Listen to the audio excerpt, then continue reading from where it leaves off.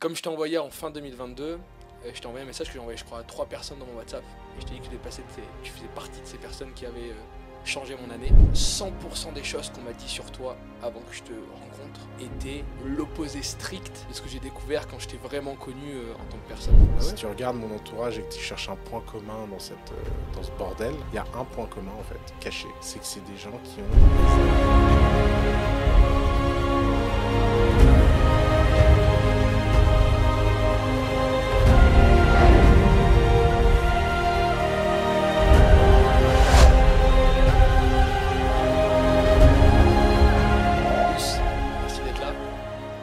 Plaisir de t'avoir. Et même si je sais que t'aimes pas trop ça, avant de commencer, il faut que je t'explique quelques petits trucs quand même. Comme je t'ai envoyé en fin 2022, je t'ai envoyé un message que j'ai envoyé je crois à 3 personnes dans mon WhatsApp. Et je t'ai dit que tu faisais partie de ces personnes qui avaient changé mon année. Et je le pense au plus profond de mon cœur. Et d'ailleurs pour un truc assez particulier, c'est que je crois que t'es la seule personne où 100% des choses qu'on m'a dit sur toi avant que je te rencontre était l'opposé strict de ce que j'ai découvert quand je t'ai vraiment connu en tant que personne. Ah ouais, c'est vrai. 100% des choses. Ah merde. C'est-à-dire que je crois qu'il n'y a pas un sujet sur lequel l'opinion publique est pas à l'inverse strict de la personne qui, selon moi, t'es vraiment quand on te connaît en private. Putain, c'est dur. Je sais pas si c'est dur ou si c'est stylé, tu vois. Peut-être, ouais, les deux. C'est sans doute les deux, ouais. Et moi, l'un des premiers trucs qui m'a touché, parce que tu connais beaucoup de gens dans la sphère publique, mais c'est que tu m'as vite intégré, ou en tout cas tu m'as vite fait rencontrer des gens qui étaient très proches de toi. Et alors là, ça a été un truc ouf, parce que j'ai rencontré des gens que j'appelle souvent les Avengers. Parce que souvent, les mecs m'ont vu en story à ton anniversaire et tout, me disent attends, mais il est comment Ouz dans la vraie vie, qu'est-ce qu'il fait et tout. Et je lui dis mec, il habite avec des Avengers. Et en fait, c'est le premier sujet que j'ai envie d'aborder. Moi, je rencontre tous les jours des gens qui, selon moi, galèrent à s'entourer et qui prennent trop de pression de l'extérieur, qui abandonnent à cause de leurs proches, à cause de ce qu'ils entendent, des personnes qui les entourent. Et j'aimerais comprendre, c'est quoi ta méthode pour trouver... Parce que, je veux dire, je crois pas qu'il y ait une personne que j'ai rencontrée, que tu m'as mis en relation, qui n'est pas exceptionnelle. C'est-à-dire que ta maison, c'est vraiment la maison des Avengers. Tout le monde a les super pouvoirs, tout le monde fait des choses extrêmement différentes et complémentaires, ça part dans tous les sens, et je me dis, tu vois par exemple pour les enfants d'Arthur, parce que je parlais de ça avec lui hier, je lui dis mec, mais imagine le truc. Imagine la sphère et genre la grotte de super-héros dans laquelle vont grandir tes enfants, c'est juste extraordinaire. Et en gros, moi, ma question c'est comment t'as fait, parce que je pense que t'es la seule personne que j'ai rencontrée qui est dans ce game-là, pour créer, je sais pas, des filtres ou un spectre qui fait que 100% des gens qui, enfin en tout cas, moi, toutes les personnes que j'ai rencontrées qui t'entourent sont spéciales, au sens le plus strict du terme, et sont des super-héros. Mais vraiment. C'est sacrée introduction. Hein. Tu démarres fort. Tu m'as dit, parce que j'ai entendu que tu n'aimais pas les choses qui étaient réverbères, tu sais, qui étaient similaires. C'est sûr que là, en plus, j'en ai jamais parlé de ça. Tu me prends au dépourvu. Je vais être un peu moins préparé que d'habitude. Alors, je pense qu'il y a trois choses. D'abord, j'ai une tolérance. J'ai une passion de la singularité au sens du singulier, au sens le plus strict. C'est-à-dire que je cherche pas un type de personne, je cherche pas, tu vois, un format.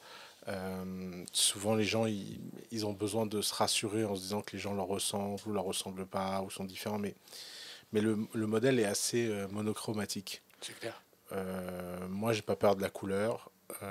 D'ailleurs, littéralement, les gens de mon entourage sont de toutes les couleurs. C'est clair. Ensuite, il y a le fait d'avoir des règles de vie commune et de respect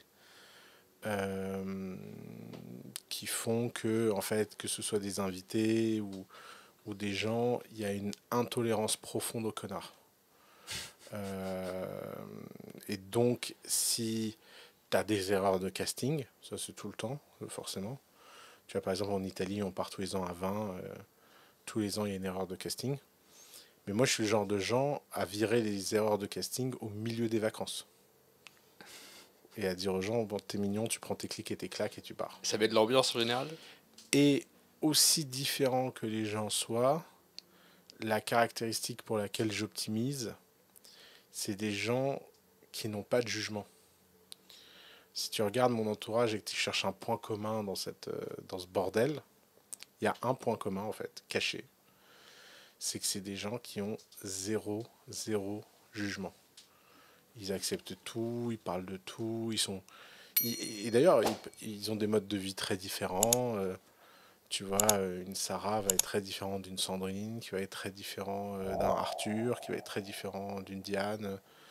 Mais, Tout le monde s'accepte mutuellement. ouais, parce que il y a cette idée que on juge pas et de toute façon on n'a pas le droit de juger parce que tout le monde sait que si qui que ce soit juge qui que ce soit, ça va très mal se passer. Et ça, je pense que dans un groupe, il y a des règles comme ça, tacites, qui sont méga importantes. Et en fait, résultat, après, moi j'ai un système tu vois, à 4 filtres. Je rencontre, je sais pas, quelque chose comme 6 personnes par jour avec Better Call Saul, plus 3-4 personnes en dehors. Donc je dois rencontrer 10 personnes tous les jours. À l'année, ça fait du monde quand même. Donc ça fait 3650 personnes par an. Sur ça, il y en a 10% avec qui je vais inviter à dîner ou machin. De ça, il y a 10% qui vont devenir des gens qu'on va fréquenter, peut-être invités en vacances ou je sais pas quoi. Et de ça, il y en a tous les ans un ou deux qui se rajoutent Cette grande famille. à la core family, quoi, et Eh, à c'est ouf. l'équipe des Avengers. Et comme je fais ça depuis forever, il y a des gens. Il y a des gens dans ce cercle que je connais depuis 18 ans, des gens depuis 15 ans, des gens depuis 10 ans. Et, je suis hyper heureux. Tu vois, l'un des plus beaux messages que j'ai jamais reçus après un dîner que j'ai fait chez moi, c'est un mec qui est venu, il m'a dit, putain, alors ce soir j'ai rencontré un cryptographe, une porn star, un musicien, un physicien, un dessinateur de BD et une ballerina.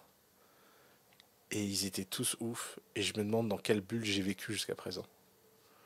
Et ça m'a trop fait rire, tu vois. Il y a que chez moi où tu as ce genre de, de rencontres, quoi. Ouais, c'est Après, ouf.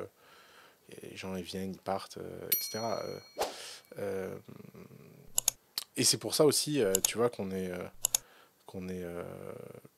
très protecteurs par contre les uns des autres.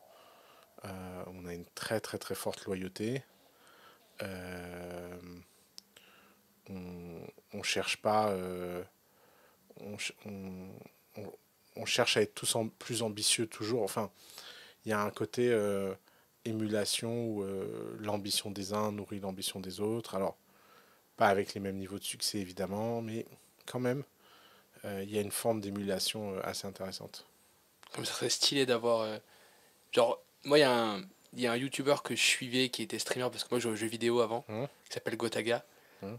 Et en gros, maintenant, il a créé sa boîte, il a une grosse corporate, etc. Et ils font des vlogs G-Corp. Et en gros, c'est les salariés qui vloguent les bureaux, etc. Et je me dis, si demain, il y avait une Ouscorp sur, je sais pas, sur Twitch ou autre, ça serait un carnage. Je pense que personne croirait à ce truc-là et que 100% des gens se diraient c'est monté, c'est fake, Ah bah c'est inconcevable. de toute façon ouais, on s'est dit plusieurs fois qu'il fallait qu'on mette une caméra chez nous parce que c'était une maison de télé-réalité. D'ailleurs là j'ai fait un truc très drôle. J'ai acheté un petit iPad, je fais une petite app là. Parce que maintenant que je sais coder avec ChatGTP, je fais plein d'apps. J'ai ma passion, je me lève le matin, j'ai dit quelle app je vais faire aujourd'hui. Et pour faire un confessionnal comme dans un. Mais ça, Arthur m'en avait parlé avec le Ouais, petit endroit ouais, où tu peux venir raconter tes histoires. exactement. C'est Mais en fait, incroyable. l'endroit on a abandonné Ok, parce que on va jamais le faire. Mais je me suis dit en fait, il faut le faire mobile, faut faire un iPad qui reste dans la maison, qui sert qu'à ça, et sur lequel les gens peuvent record les vidéos trop stylé. euh, avec un petit décor derrière. Tu vois, ils posent l'iPad et ça enregistre les vidéos, ça les crypte et ça les renvoie à tous les membres de la maison, genre 30 jours ou 45 jours après. Ah ouais, avec un différé. Ouais, bah, il faut le différer. Ouais, t'es obligé. Il faut le différer pour que les gens puissent dire des dingueries. Et ça, c'est le meilleur happening de Noël. T'arrives à Noël, tu dis, bon, écoutez, aujourd'hui, on se retape tout ce qui s'est passé Ouais. cette année. Ouais. Et il y a des best-of absolument dingues. Des best-of absolument dingues.